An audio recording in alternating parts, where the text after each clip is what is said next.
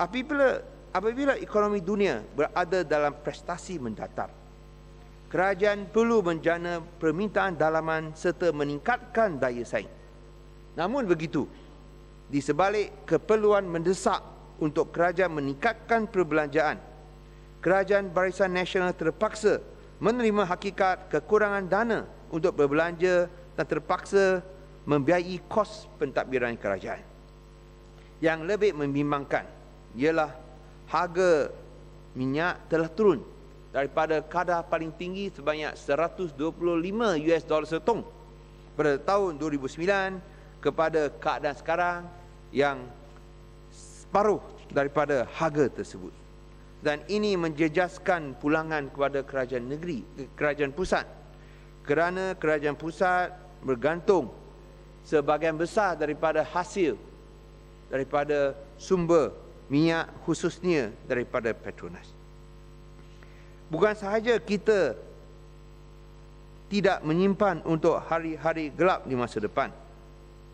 Kalau kita lihat tahun 2009, 70 bilion daripada Petronas semua dibelanjakan. Kerajaan juga telah meminjam secara meluas dalam tempoh ini, sehingga menyebabkan negara menanggung defisit bajet 12 tahun berturut-turut dan hutang bersekutuan terus menimbun sehingga 363 bilion ringgit, meningkat 18.3% atau 52.4% KDNK berbanding dengan 41.5% tahun lepas, tanpa mengira sama ada ekonomi tumbuh atau mengalami kegawatan. Kalau jumlah ini diagihkan kepada rakyat Malaysia, ini bermakna hampir setiap orang akan menanggung beban hutang RM1,400. Dan itu bukanlah sesuatu yang kecil. Keadaan mungkin berlainan jika perolehan seperti ini dilabur atau dibelanjakan untuk projek pembangunan.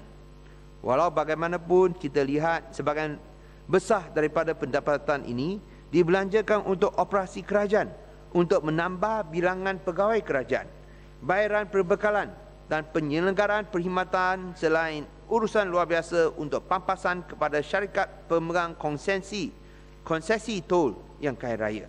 Ini belum termasuk bayaran dalam pelaburan penuh skandal seperti Falkland Free Trade Zone skandal sebanyak 12.5 bilion ringgit. Dan tentulah ada banyak-banyak skandal yang dinantikan, yang tunggu untuk didedahkan.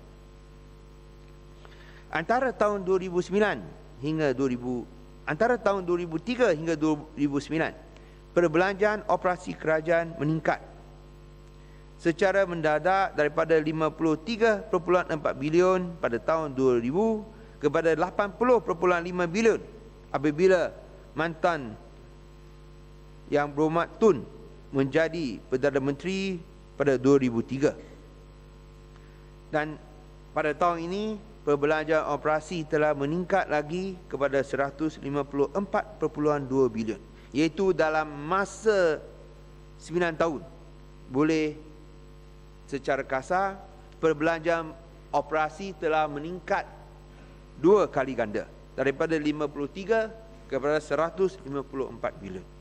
Walau bagaimanapun, kalau kita ukur perbelanjaan pembangunan yang mempunyai kesan gandaan ekonomi atau multiplier effect yang begitu ketara, ia hanya meningkat daripada 29 bilion pada tahun 2004 kepada 50.5 bilion pada tahun ini, iaitu peningkatan yang jauh lebih rendah.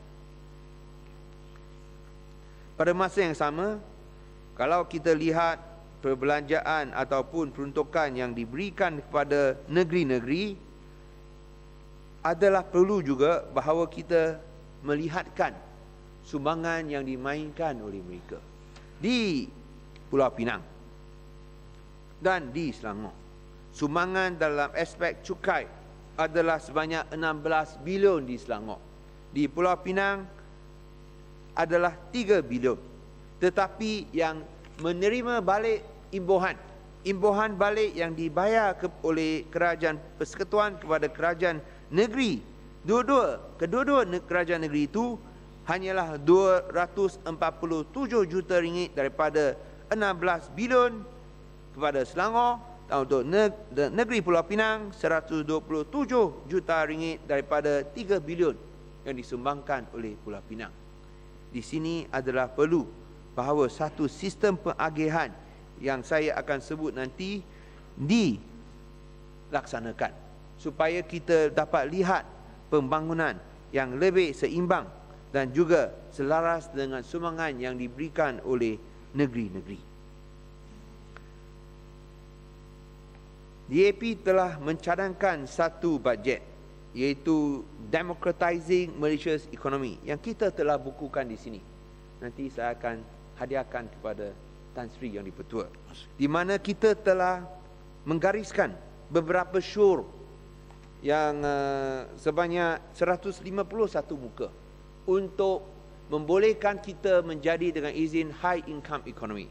Saya tidak bercadang untuk menyebut semua syur ini kerana hendak mematuhi nasihat daripada Tan Sri Yang di-Pertua untuk menjigamakan masa, tapi cukuplah di sini untuk menyatakan bahawa kalau kita hendak menjanakan transformasi ekonomi, ada 3 perkara yang kita harus berikan perhatian.